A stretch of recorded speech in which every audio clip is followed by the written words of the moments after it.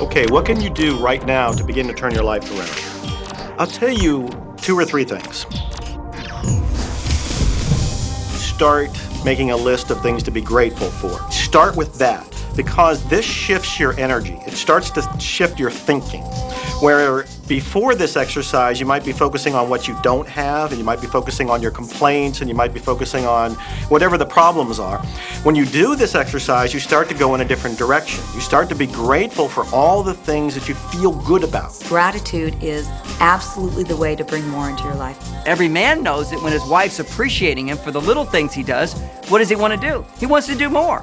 It's always about appreciation. It pulls things in. It attracts support. I've said for many years that whatever we think about and thank about, we bring about.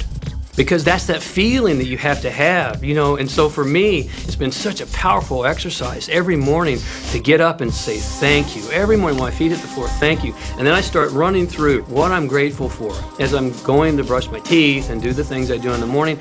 And I'm not just thinking about them and doing some rote routine, but I'm putting it out there and I'm feeling the feelings of gratitude. Because as soon as you start to feel differently about what you already have, you will start to attract more of the good things, more of the things you can be grateful for. Because you can look around and say, well, look, I don't have the car I want, I don't have the house I want, I don't have the health I want, I don't have the spouse I want. Oh, back up, back up. Those are all the things you don't want. Focus on what you already have that you're grateful for. And it might be you have the eyes to watch this. It might be the clothes that you have. Yes, you might prefer something else, and you might get something else pretty soon if you start feeling grateful for what you have. I think everybody goes through times when they say, oh man, things aren't working right, or things are going bad, and there were some things going on in my family, and I found a rock. I was just sitting here holding this rock. You might see me carrying around. I found a rock. I stuck it in my pocket, and I said, you know what? Every time I touch this rock, I'm going to think of something that I'm grateful for. And so every morning when I get up in the morning, I pick it up off the dresser, I put it in my pocket, and I go through the things that I'm grateful for. At night, what do? You empty your pocket, and there it is again. And I've had some different experiences with that. I've had some amazing experiences. I had a guy from South Africa, and he saw me drop it. He said, what is that? Well, what's that? I explained it to him, so he started calling it a gratitude rock. Gratitude rock. 2 weeks later, I got an email from him from South Africa.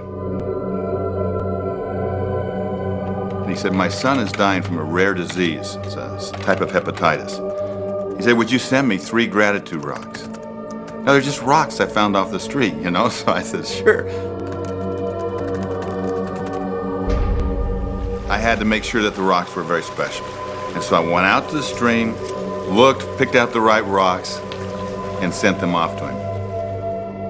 4 or 5 months later, I get an email from him. He said, my son's better.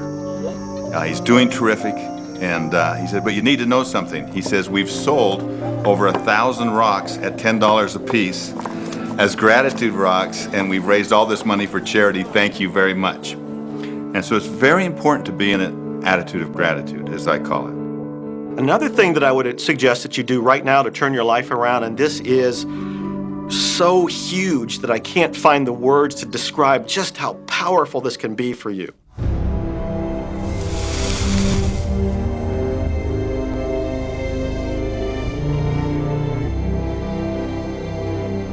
I took the visualization process from the Apollo program and instituted it during the 1980s and 90s into the Olympic program. And it was called Visual Motor Rehearsal. When you visualize, then you materialize. And the interesting thing about the mind is we took Olympic athletes and then hooked them up to sophisticated biofeedback equipment and had them run their event only in their mind. Incredibly, the same muscles fired in the same sequence when they were running the race in their mind as when they were running it on the track. How could this be? Because the mind can't distinguish whether you're really doing it or whether it's just a practice. I think if you've been there in the mind, you'll go there in the body. When you're visualizing, when you've got that picture playing out in your mind, always and only dwell upon the end result.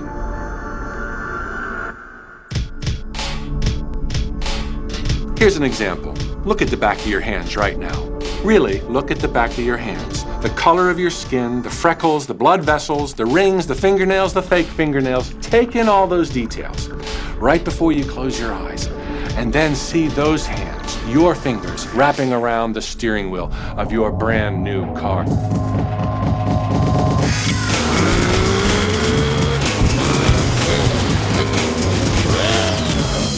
This is such a holographic experience, so real in this moment, that you don't even feel like you need the car because it feels like you already have it. It's the feeling that really creates the attraction, not just the picture or the thought. And I think for a lot of people, they think, well, if I think positive thoughts, or if I visualize having what I want, that'll be enough. But if you're doing that and still not feeling abundant or feeling, loving and joyful, then it doesn't, from my mind, really create the power of the attraction. This is where the secret actually moves into action. You put yourself in the feeling place of really being in that car, not, oh, I wish I could get that car, or someday I'll have that car, because that's a very definite feeling associated with that. It's not in the now, it's not, it's in the future. If you stay in that feeling, it will always be in the future. Feel the joy, feel the happiness, no matter how silly it seems in that dark and quiet room, and you're going, woohoo! Do it! A lot of people will say, come on, do I have to do that? How bad do you want change?